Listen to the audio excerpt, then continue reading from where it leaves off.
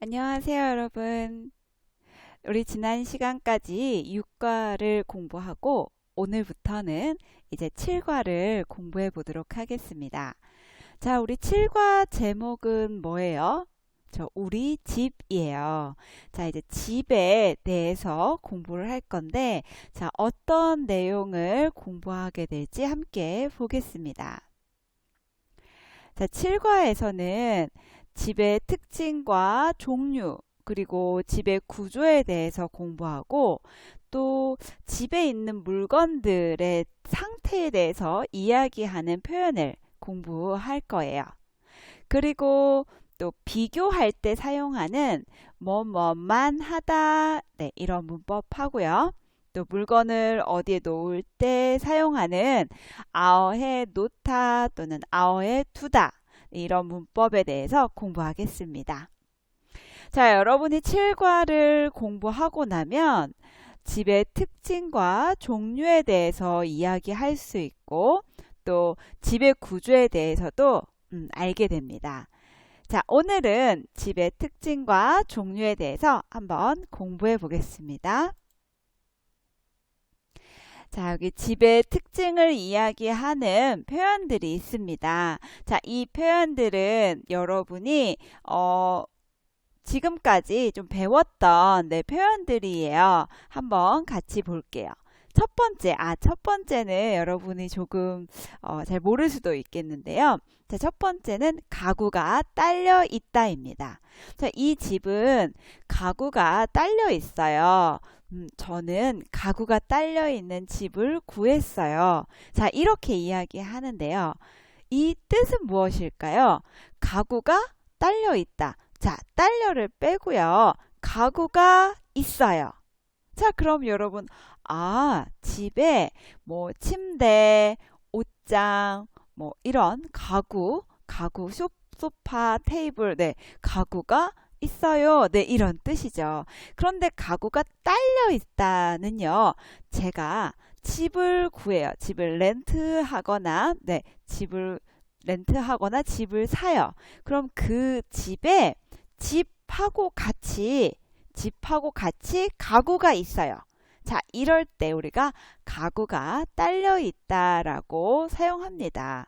자, 제가 바레인에서 집을 구할 때 보통 가구가 딸려 있는 집을 봤어요. 그렇죠. 근데 저는 여기에서 가구를 다 살 수가 없어서 가구가 딸려 있는 집을 구했습니다. 자, 가구가 딸려 있다 괜찮으시죠? 자, 그 다음에 시설이 좋다입니다. 자, 시설이 좋다. 우리가 이미 한번 배웠던 적이 있는데 여러분 혹시 기억나세요? 네, 집에 시설이 좋다라는 것은 뭐 우리가 물이 잘 나오거나 전기가 잘 들어오거나 또는 우리가 그 인덕션을 사용하죠. 네, 이러한 것들이 잘 되어 있는지, 그것이 좋은지를 말하고요. 또 하나, 우리 바레인에서는 아파트에 뭐, 운동할 수 있는 헬스장이나 또 수영장, 또 좋은 곳은 뭐 카페도 있고요. 네. 자, 이러한 것도 시설이라고 말할 수 있습니다. 네, 우리가 이용하는 것들, 네, 사용하는 것들이 좋은지 안 좋은지를 말할 때, 이 집은 시설이 좋아요. 시설이 잘 되어 있어요. 라고 이야기할 수 있습니다. 자, 그 다음에 전망이 좋다. 자, 우리가 1과를 공부할 때 제가 카페 사진 하나를 보여드렸었어요. 그래서 앞에 보이는 그 모습이 너무 좋고 예쁘고 이럴 때 전망이 좋다. 네, 보여지는 그 곳이 참 좋다라고 할 때 전망이 좋다라고 이야기합니다. 또 지은 지 얼마 안 되다. 자, 집이 지금 지었어요는 아니지만 지었어요. 집을 지었어요. 그리고 지금까지 시간이 길지 않아요. 라고 말할 때 지은 지 얼마 안 되었어요. 라고 말하죠. 그러니까 정말 새 집은 아니지만 거의 새 집과 비슷할 때, 새 집처럼 깨끗할 때 또 지은 지 얼마 안 되었어요 라고 이야기하죠. 자, 그 다음에 공기가 좋다. 네, 이 표현은 우리가 너무 많이 이야기했던 표현이니까 여러분이 잘 아실 거예요. 그리고 안전하다. 그쵸? 안전해요. 그다음에 주변 경치가 좋다. 자, 여러분 경치가 좋다는 이미 알고 계시죠? 근데 주변, 네, 그 집 주변에 근처에 경치가 네, 좋다. 라는 이야기입니다. 자, 여기까지는 어렵지 않은 표현이었어요. 자, 그런데 네. 자, 우리가 세 가지 더 표현이 있는데 이것은 제가 사진과 함께 보여드릴게요. 자, 첫 번째 수납장이 많다입니다. 먼저 수납장이라는 거. 자, 우리 여기에서 왼쪽에 있는 것들, 자, 물건을 넣어 놓을 수 있는 가구를 우리가 수납장이라고 합니다. 네, 그 물건이 뭐 책일 수도 있고 옷도 있고 신발 또는 뭐 우리가 사용하지 않는 것들, 뭐 가방, 뭐 이런 것들 있죠. 자, 이러한 물건들 어떤 것이든지 물건들을 넣어 놓을 수 있는, 정리할 수 있는 그 가구를 수납장이라고 합니다. 네, 그래서 오른쪽 그 사진을 보시면 여러 가지 물건을 넣을 수 있는 수납장이 되게 다 여러 가지 종류의 수납장이 지금 있죠. 이렇게 그 벽에 딱 들어가 있는 수납장을 한국어로는 붙박이장이라고도 이야기하는데요. 네, 역시 수납장입니다. 물건을 정리해 놓기에 너무나 좋은 공간이에요. 자, 그래서 한국에서는 이런 수납장이 많이 있는 집을 사람들이 좋아해요. 네, 그래서 이렇게 집을 많이 만들어요. 집을 많이 지어요. 저도 네, 물건이 많이 있어서 이렇게 수납장이 많은 집을 네, 좋아합니다. 몇 개 사진을 좀 보여드릴게요. 자, 어때요? 자, 물건을 정리할 수 있는 수납장이 굉장히 많이 있죠. 집은 작지만 수납장이 많으면 집을 깨끗하게 사용할 수 있습니다.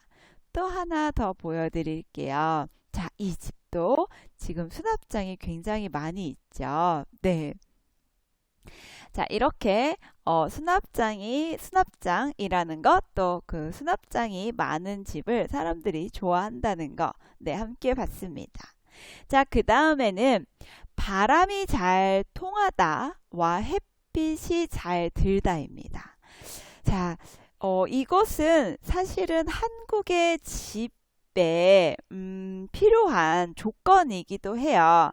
그래서 한국의 집은 바람이 잘 통하는 것과 햇빛이 잘 드는 것이 중요한데요. 왜 그러냐 하면 한국의 여름은 더워요. 물론 바레인도 많이 덥죠. 네. 바레인도 많이 덥지만 한국도 많이 더워요. 덥기 때문에 자, 집이 더워요. 그런데 바람이 이렇게 집에 들어오면 어때요? 시원하죠. 그래서 바람이 집에 들어올 수 있게 해서 시원하게 해야 하고, 또 겨울에는 자, 여러분 한국의 겨울은 또 추워요. 네, 잘 알고 계시죠? 근데 한국의 겨울은 춥기 때문에 또 햇빛이 집에 들어와야 집이 따뜻해요. 그래서 햇빛이 집에 잘 들어와서 따뜻하게 해줘야 합니다. 그러니까 한국의 집은 여름에 바람도 잘 들어와야 하고 겨울에는 햇빛이 잘 들어와야 해요. 자, 그래서 제가 그림으로 또 보여드리겠습니다. 자, 바람이 잘 통하다라는 것은요, 한국의 그 한국의 집, 네, 한옥을 보면 제가 그림이 혹시 이해가 되실지 잘 모르겠어요. 글은 좀 어려우니까 지금 그 집 모양의 그림을 한번 보세요. 그 파란색의 그 라인, 선이 바람이에요. 그래서 바람이 산에서 이렇게 와서 집으로 들어와서 다시 집 밖으로 나가죠. 네, 이것이 바람이 통하다예요. 그러니까 바람이 들어와서 나가는 것. 그래서 바람이 통하다인데 이것을 한국어로 바람길이라고 해요. 그래서 집을 지을 때 이 바람길이 필요하다고 합니다. 그래서 바람이 들어와서 바로 나갈 수 있게 바람길을 만들어 줘야 한다. 그래서 집 만들 때 바람길을 만든다고 합니다. 자, 그래서 바람이 이렇게 잘 들어오는 것이 한국의 집에서는 꼭 필요하다는 이야기이고요. 네, 이것은 한국의 그 조상이라고 하죠. 옛날에 사셨던 분들께서 제 생각엔 굉장히 똑똑하셨던 것 같아요. 그래서 여름에 바람이 어떻게 부는지를 잘 이렇게 보시고 집을 지으실 때 여름에 바람이 부는 방향으로 또 문을 이렇게 만드셔가지고 바람이 들어오고 또 나갈 수 있게 집을 지으셨다고 합니다. 자, 이것이 바로 바람이 잘 통하다입니다. 그러니까 문을 열어두면 문과 또 창문이겠죠. 어떤 그 바람길을 만들 수 있도록 문과 창문을 만들고 바람이 들어오고 나갈 수 있도록 그 위치를 문과 창문의 위치를 결정해서 집을 짓는 것이 바로 한국 집, 한옥의 특징입니다. 자, 그래서 그림을 하나 더 보면 이런 느낌이에요.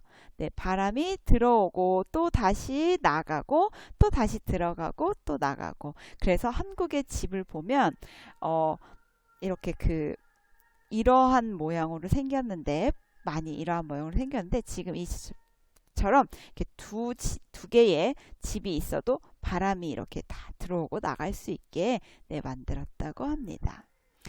자, 그 다음에 햇빛이 잘 들다는요. 자, 제가 겨울에 햇빛이 잘 들어와야 된다고 했어요. 근데 여름에 햇빛이 들어오면 어때요? 너무 덥겠죠. 여름에 더운데 해도 들어와요. 햇빛이 들어와요. 그러면 더 더워요. 그렇죠. 그래서 지금 그림을 보시면 그 여름에 해는 좀 위에 있대요. 그래서 그 해가 지붕에 내렸는데 그 지붕은 해가 이렇게 들어오지 못하게 만들었어요. 그래서 햇빛이 내려오면 다시 이렇게 나가요. 이게 튕겨낸다라고 써 있는데, 해가 집 안으로 들어올 수 없도록 지붕은 그렇게 만들고, 자, 겨울의 해는 이렇게 좀 낮게 있어요. 그래서 겨울에 해가 뜨면 집으로 들어올 수 있는, 그래서 한국의 그 지붕을 보면 이렇게 올라가 있지요. 그래서 겨울에 햇빛이 들어올 수 있게 만들었다고 합니다. 자, 어때요? 정말 똑똑한 것 같죠? 네. 자, 그래서 또 그림을 보면 이렇게 됩니다. 자, 어떻게 여름에 해가 안 들어오고 겨울에 해가 들어올 수 있는지 보이시나요? 네. 자, 그래서 한옥의 특징이고 사실 우리가 7과에서는 한옥에 대해서 좀 더 자세하게 공부를 할 예정이에요. 네. 자, 이렇게 집의 특징에 대해서 집의 특징을 이야기하는 표현을 한번 봤습니다. 자, 다 이해가 되셨나요? 네. 그래서 그 바레인의 집들도 역시 그 더운 여름에 시원하게 보내기 위해서 그 바레인의 집은 벽이 굉장히 두껍죠. 해가 들어올 수 없게. 그쵸. 그 한국의 그 지붕처럼 한국에는 지붕만 이 해가 다시 이렇게 나갈 수 있게 지었는데 바레인은 많이 덥죠. 그래서 이 벽도 해가 들어올 수 없게 두껍게 만들고 또 여러분 그 집 밖에 색깔도 한국은 좀 빨간색도 여러 가지 색깔이 있어요. 다른 나라도 그렇고. 그런데 우리 바레인에서는 베이지색이나 아주 굉장히 그 연한 색이라고 말하는데 어떤 동네에 가니까 좀 핑크, 그다음에 라이트 블루, 네, 이러한 색깔들의 집들이 있더라고요. 그래서 물어봤더니 햇빛이 이렇게 들어오는 것을 막기 위해서 색깔도 그렇게 네, 지었다고 들었습니다. 네, 맞나요? 네. 자, 그래서 그 집을 보면 또 그 나라의 문화나 특징을 알 수 있는 것 같아요. 네, 그래서 한옥을 보면 정말 한국에서 왜 집을 이렇게 지었는지 네, 알 수가 있었습니다. 자, 그 다음은 자, 집의 종류입니다. 한번 볼게요. 자, 아파트, 전원주택, 원룸, 단독주택, 한옥, 하숙집. 자, 이런 집의 종류가 있어요. 자, 아파트는 여러분 이미 알고 계시죠? 아파트, 우리 바레인에도 아파트가 참 많이 있습니다. 또 한국에도 아파트가 정말 많아요. 그래서 아파트가 너무 많아서 네, 한때 자, 아파트 숲 이라는 네, 이야기도 있었습니다. 자, 이렇게 아파트가 많은데 그 외에 다른 집들은 어떤 집들인지 한번 살펴볼게요. 먼저 전원주택이에요. 자, 전원이라는 말은요, 시골이라는 말이에요. 네. 그럼 주택은 집이란 뜻이에요. 시골집이에요. 네. 전원주택, 시골집인데, 사실 정말 시골에 있는 집은 시골집이라고 말하고요. 한국 사람이 전원주택이라고 말하면 시골을 느낄 수 있는 곳에 지은 집이에요. 그래서 이러한 집은 좀 크고 좋은 집이라는 생각이 있어요. 사진을 한 장 보여드릴게요. 네, 요즘은 이것보다 더 좋은 집들이 많이 있는데, 자, 이러한 집을 보통 한국에서는 전원주택이라고 부릅니다. 네, 시골을 느낄 수 있고, 하지만 도시에서 멀지 않아요. 전원주택은 보통 도시에서 가깝게 갈 수 있는 곳입니다. 그래서 시골을 느낄 수 있는 곳에 지은 집이 바로 전원주택입니다. 그 다음에는 원룸이에요. 사실 원룸은 영어예요. 근데 콩글리시라고 할 수 있는데 원, 하나, 룸, 그 방이죠. 방 한 개예요. 근데 좀 느낌이 다를 수 있어요. 한국에서의 원룸은 방이 하나가 있어요. 그것이 집이에요. 그러니까 집이 방 하나로 되어 있는 집이 바로 원룸입니다. 자, 우리 바레인에도 있어요. 우리는 뭐라고 부르죠? 네, 스튜디오라고 부르죠. 스튜디오 플랫, 스튜디오라고 네, 부르는 그 집이 바로 한국에서는 원룸입니다. 그래서 이렇게 방에 침대도 있고 주방도 있고 또 공부하는 곳도 있고 뭐 옷 입는 곳도 있고 네, 물론 화장실만 문이 있습니다. 네. 자, 이렇게 된 곳을 한국에서는 원룸이라고 부릅니다. 자, 그 다음에 단독주택이에요. 단독이라는 말은 하나 또는 한 사람이에요. 그래서 그 사람이 단독으로 이렇게 말하면 그 사람 혼자 한 사람이 이런 뜻이고요. 지금 단독주택이라는 것은 아까 주택은 집이라고 했죠. 단독은 하나. 그러니까 한 집이에요. 그러니까 단독주택은 집이 하나 있는 것을 바로 단독주택이라고 불러요. 자, 우리 바레인에는 단독주택이 굉장히 많이 있죠. 네, 맞아요. 단독주택이 많이 있습니다. 물론 아파트도 많이 있지만 우리 그 마나마가 아닌 다른 지역에 가면 단독주택이 훨씬 많이 있죠. 우리 컴파운드 안에도 다 단독주택으로 지어져 있습니다. 자, 그래서 사진을 보면 네, 이런 모습이에요. 집이 하나 따로따로 있는 집을 단독주택이라고 부릅니다. 그 다음에는 한옥이에요. 네, 한옥. 여러분이 아마 우리 그 세종한국어 공부를 시작하면서 한옥에 대해서는 많이 들었어요. 그리고 한국에 가면 한옥마을이 있어요라고 네, 알고 계시죠? 그래서 전주시에 있는 전주 한옥마을, 그 다음에 남산에 있는 남산 한옥마을, 네, 그 다음에 부촌 한옥마을, 네, 이렇게 한국에는 그 한옥마을이 참 많이 있습니다. 네, 저도 한옥마을을 가봤는데 그냥 저는 한국 사람이지만 제가 봐도 참 예쁘더라고요. 네, 그래서 저도 나중에는 한옥에 살고 싶다는 생각을 했습니다. 자, 한옥은 이렇게 생겼습니다. 그렇죠. 자, 그 다음 마지막 하숙집이에요. 여러분이 아마 하숙집을 아시는 분도 계시고 잘 모르시는 분도 계시겠지만 하숙집은 사실 요즘 한국에서는 그렇게 많이 볼 수 없는 집의 종류인데 예전에는 굉장히 많이 있었어요. 그리고 그 드라마 여러분이 한국 드라마 중에서 몇 가지를 보면 이 하숙집이 나와요. 네, 혹시 여러분이 알고 계시는지 모르겠지만 그 드라마 중에 응답하라라는 드라마가 있어요. 네, 그 드라마에서 바로 하숙집이 나옵니다. 자, 하숙집은 일단 집이에요. 그리고 단독 주택인 경우가 많아요. 단독 주택이 집이 커요. 그래서 방이 많이 있는데 그 주인은 가족이 별로 없어요. 그래서 방이 비어요. 그래서 이 방을 하숙을 논다라고 말해요. 그러니까 렌트를 해요. 그 방을 렌트를 해서 이제 그 학생들, 공부하는 학생들이나 이러한 사람들이 이제 그 방을 빌려서 이 집에 들어와요.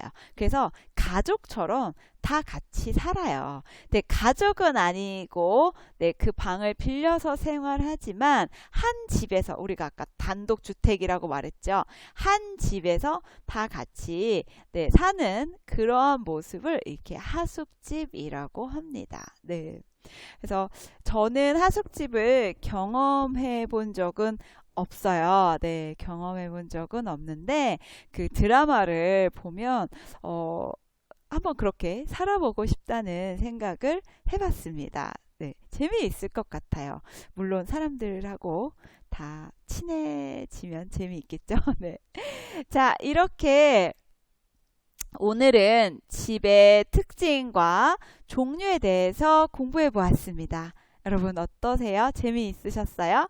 자, 집의 종류를 한국어로 어떻게 말하는지, 또 특징에 대해서 어떻게 이야기하는지 잘 공부하셨죠?